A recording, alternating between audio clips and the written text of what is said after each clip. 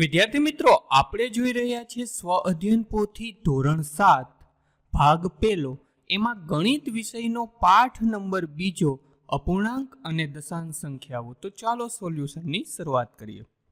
સૌપ્રથમ આપણને થોડા વિકલ્પો આપ્યા છે અને વિકલ્પો ચાલુ કરીએ એ પહેલા તમે જો જ્ઞાન વિશ્વ ઉપર નવા છો અથવા તો હજી સુધી જ્ઞાન વિશ્વને સબસ્ક્રાઇબ નથી કરી, નીચે આપેલા સબસ્ક્રાઇબ બટનને ક્લિક કરો, બાજુનો બેલ આઇકન પણ દબાવો અને હા, આ સોલ્યુશન કેવું લાગ્યું અથવા તો કંઈ ના સમજાય કોમેન્ટ કરીને જણાવજો.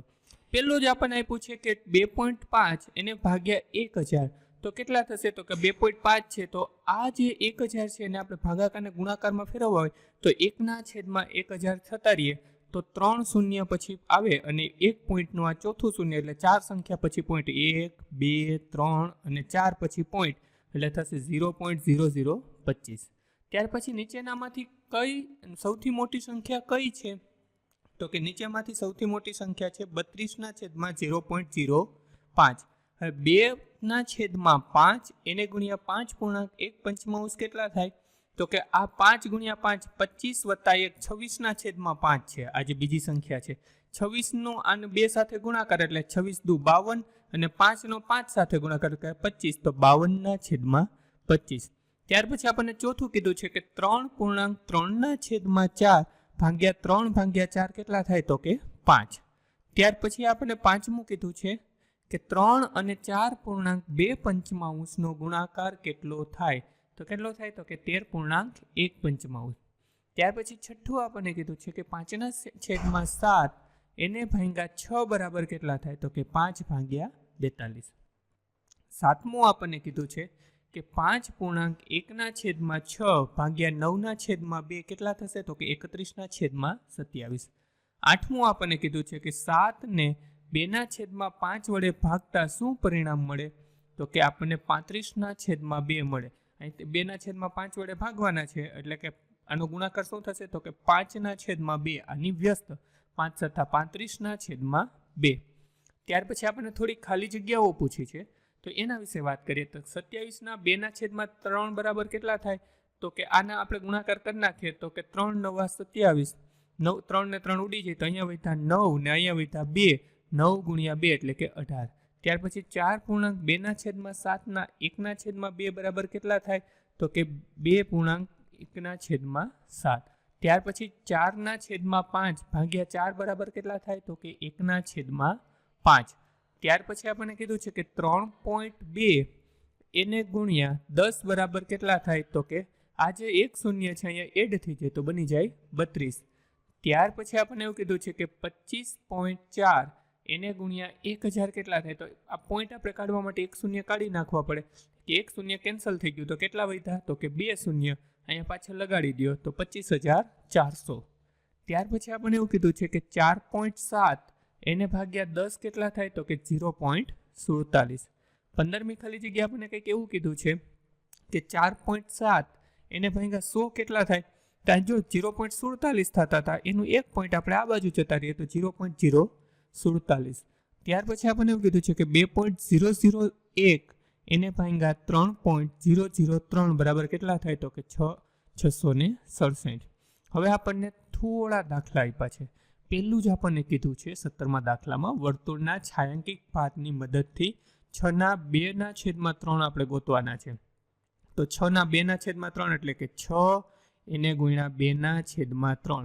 છેદ ઉડી જાય, આપણે છેદ ઉડાડી દે, 3 ને 3 કેન્સલ થઈ ગયા તો ઉપર વધ્યા 2 એને ગુણ્યા બીજા 2 તો આપણને મળશે 4. અને આમ પણ આપણે જોઈ શકીએ આ એક ભાગ, આ બીજો ભાગ, આ ત્રીજો ભાગ ને ચોથો ભાગ અહીંયા 1, 2, 3 અને 4માં જો ફિટ કરી દે તો આપણને 4 આખા વર્તુળ મળી ગયા. ત્યાર પછી આપણને 18મો દાખલો કંઈક એવો કીધો છે કે 4 કિગ્રા કેકમાંથી 2/3 કિલોગ્રામ કેકના ટુકડા કાપી શકાય? તો આપણે જોઈ લઈએ તો 4 ભાગ્યા 2/3 તો આપણે એને 3/2 કરી શકાય. તો આમાંથી કેટલા ટુકડા આપણે એના કાપી શકાય? તો કે છેલ્લે આપણને વધે 6 તો આપણે કહી શકીએ કે 6 ટુકડા કાપી શકાય. ત્યાર પછી આપણને ગુણાકાર કરવાના કીધા છે કે 1/2 ગુણ્યા 5/8. તો અહીંયા તો કંઈ છેદ ઉઠતા જ નથી એટલે કે 5 × 1 = 5 અને 8 × 2 એટલે 8 × 2 = 16 તો જવાબ આવશે 5/16. ત્યાર પછી આપણને એવું કીધું છે 1/3 એને ગુણ્યા 7/5. તો અહીંયા પણ સેમ 7 એકુ 7 અને 3 પંચા 15, છેદ ઉડતા નથી તો 7/15. ત્યાર પછી આપણે જોઈએ 4/3 અને 5/2. તો અહીંયા છેદ ઉડે છે, આ જે બે આપ્યા છે 4 સાથે ઉડશે, 2 ગુણ્યા 2 એટલે કે 2 દુ 4. અથવા તો આપણે આનો ડાયરેક્ટ પણ ગુણાકાર કરી શકાય, 4 પંચા 20 અને 3 દુ 6. હવે છેદ ઉડાડી નાખીએ, 10 દુ 20 અને 3 દુ 6, બે ઉડાડી દો તો આપણને વધે 10/3 અથવા તો 3.1/3. બંનેમાંથી કોઈ પણ જવાબ સાચો. ત્યાર પછી આપણે એવું કીધું છે કે 3 છોકરાઓ કુલ 235.50 કમાય છે, તો એક છોકરો સરેરાશ કેટલા રૂપિયા કમાય? તો સિમ્પલ છે કે જે પણ સંખ્યા છે એને ભાંગી આપણે 3 કરી નાખીએ. જો કુલ કમાણી એના છેદમાં કુલ છોકરાઓ, તો કુલ કમાણી છે 235.50, એને ભાંગી આપણે 3 કરી નાખીએ. છેદ ઉડાડતા આપણને જવાબ શું મળશે? 78.5 રૂપિયા પર હેડ કમાણી હશે. ત્યાર પછી જો કોઈ સંખ્યાને 2/3 ભાગ 10 હોય તો તે સંખ્યાને 1.75 વડે ગુણતા કઈ સંખ્યા મળે? પહેલાં તો આપણે સંખ્યા ગોતવી પડશે. તો આપણે વિચારીએ કે ધારો કે એ સંખ્યા x છે, એના 2/3 ભાગ, એટલે જો મેં 2/3 વડે એને ગુણાકાર કરી નાખ્યો તો આપણને જવાબ મળ્યો 10. હવે આ 2x ને આપણે એકલા પાડીએ તો આ 3 ઉપર જતા રહીએ તો અહીંયા થઈ ગયા 30. તો x બરાબર, હવે આ 2 x ને સૂત્રનો કરતા બનાવીએ તો આ 2 ગુણાકારના સંબંધમાં છે એટલે નીચે આવે 30/2.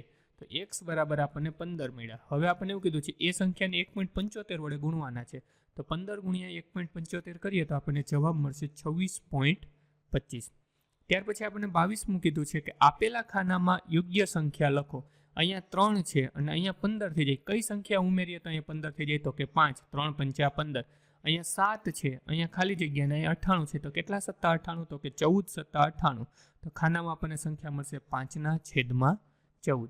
ત્યાર પછી આપણને 23મું કીધું છે કે 1.1 કિલોગ્રામ ચોકલેટમાંથી 1/16 કિલોગ્રામ ચોકલેટના બોક્સ કેટલા બોક્સ બની શકે? તો પહેલાં તો આપણે 1.1 જે છે ને એને આપણે મિશ્રમાંથી સાદામાં ફેરવી દઈએ. તો 2 એકુ 2 વત્તા 1 એટલે કે 3/2 કિલોગ્રામ. હવે 1/16 કિલોગ્રામના આપણે બોક્સ બનાવવાના છે, તો 16/1 વડે આપણે ભાંગી નાખીએ તો આપણને 24 બોક્સ આપણા ચોકલેટ સમાય. ત્યાર પછી આપણને એવું કીધું છે કે 53.50 પ્રતિ મીટર લેખે 27.5 મીટરની કાપડની કિંમત કેટલી થાય? તો 1 મીટર એ કેટલા છે? તો કે 53.50. તો 27 એ કેટલા? બંનેનો સાદો ગુણાકાર કરી નાખીએ, ચોકડી ગુણાકાર એટલે કે 53.50 એને ગુણ્યા 27.5. તો આપણા પૈસા થશે 1471.25 રૂપિયા. ત્યાર પછી 25મો દાખલો આપણને કીધો છે કે 3/10 ને 1/4 ગુણ્યા 3/5 વડે ભાગવાના છે. તો પહેલાં તો આનો ગુણાકાર આપણે પતાવી લઈએ, એટલે કે 3 એકુ 3 અને 4 પંચા 20. હવે આ ગુણાકારની નિશાનીને ભાગાકારની નિશાનીને ગુણાકારમાં ફેરવવું હોય તો આને આપણે વ્યસ્ત કરી દેવું પડે, એટલે કે 20/3. 0 ઉડી ગયા, 3 ઉડી ગયા, જવાબ આવશે 2. ત્યાર પછી 0.02964 ને 0.004 વડે ભાગતા 100 જવાબ આવે. તો પહેલાં તો આપણે એ જે 0.00 છે એને આપણે અપૂર્ણાંકમાં બંનેમાં ફેરવી દીધા.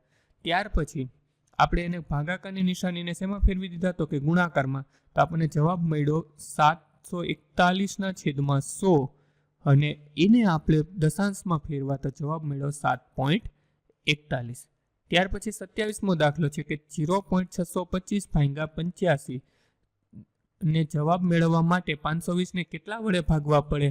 તો પહેલાં તો આપણે 0.625/85 કરી નાખીએ. ભાગાકારને ગુણાકારમાં ફેરવવા હોય તો 85ની વ્યસ્ત એટલે કે 1/85 કરી તો આપણને જવાબ મળ્યો 0.0073. હવે એને 520/0.0073 કરીએ તો આપણને જવાબ મળ્યો 70,720. ત્યાર પછી 28મો દાખલો આપણને કીધો છે કે 80.1 મીટર લંબાઈવાળા રોડની બાજુમાં જાહેર ગટર લાઈન નાખવામાં આવી હતી. સુપરવાઇઝરે કહ્યું કે મજૂરો એક દિવસમાં 7.5 મીટર કામ પૂરું કરી શકે છે, તો આ કાર્ય પૂરું કરવા માટે કેટલો સમય લાગે? તો પહેલાં તો 80.1 ને આપણે સિમ્પલી સાદામાં ફેરવવું હોય તો આપણને મળે 80.25 મીટર.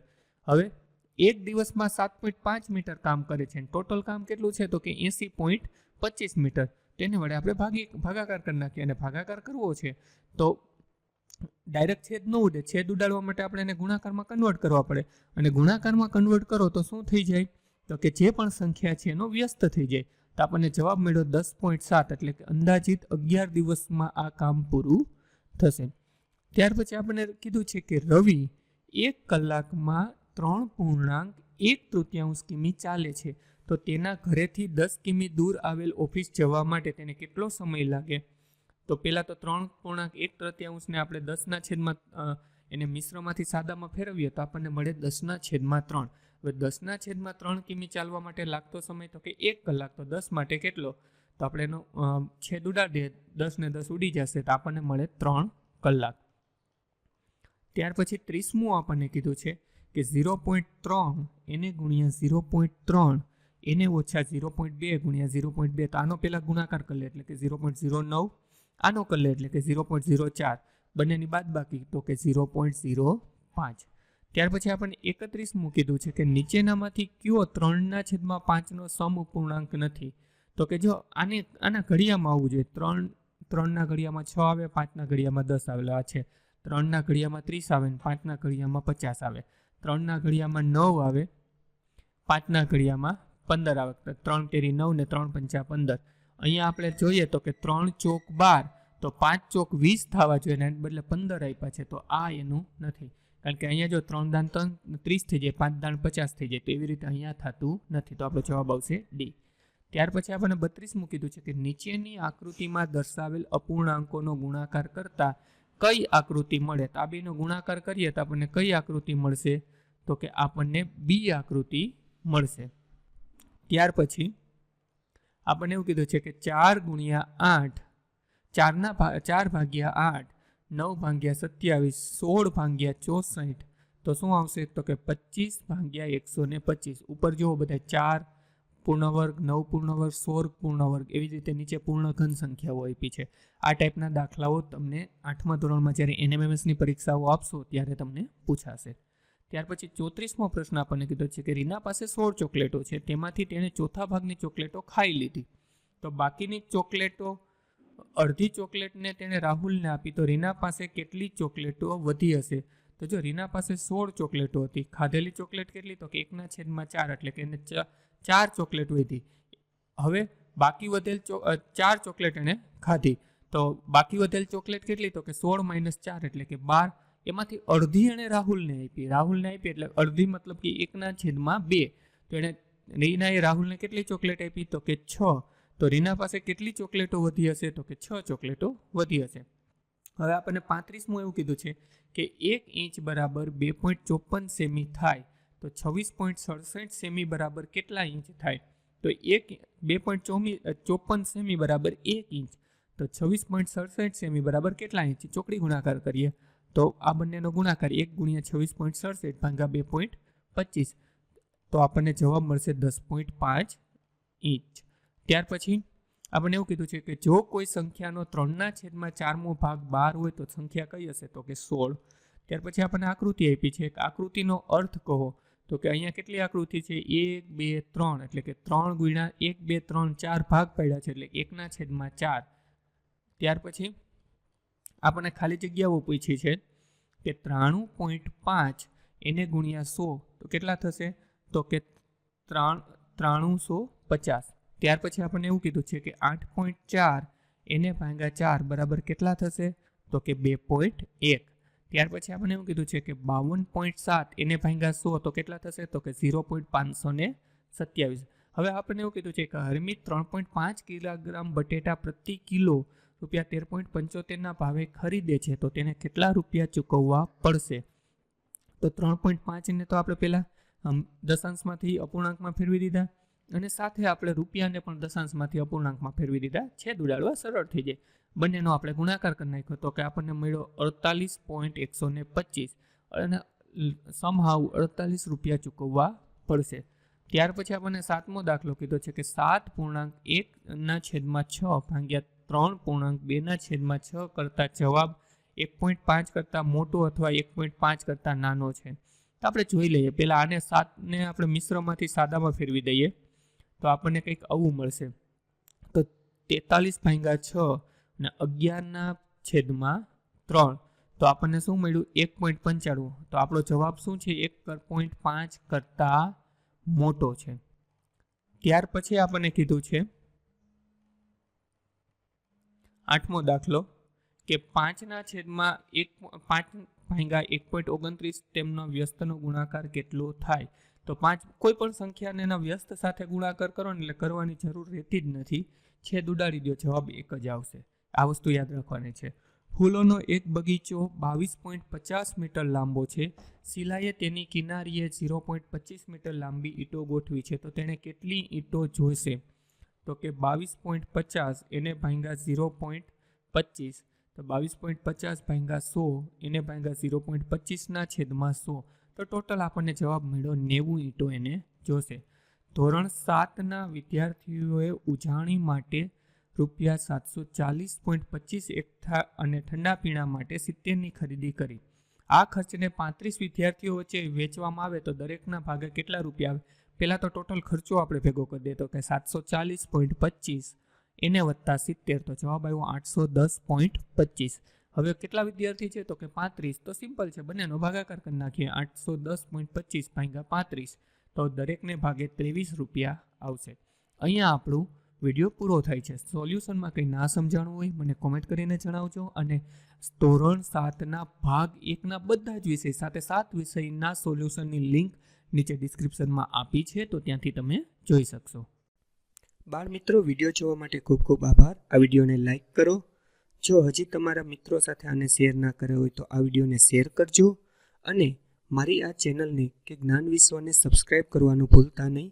ચોક્કસથી આ ચેનલને તમે સબસ્ક્રાઈબ કરજો. Thanks for watching. ફરી મળશું બીજા વિડીયોમાં.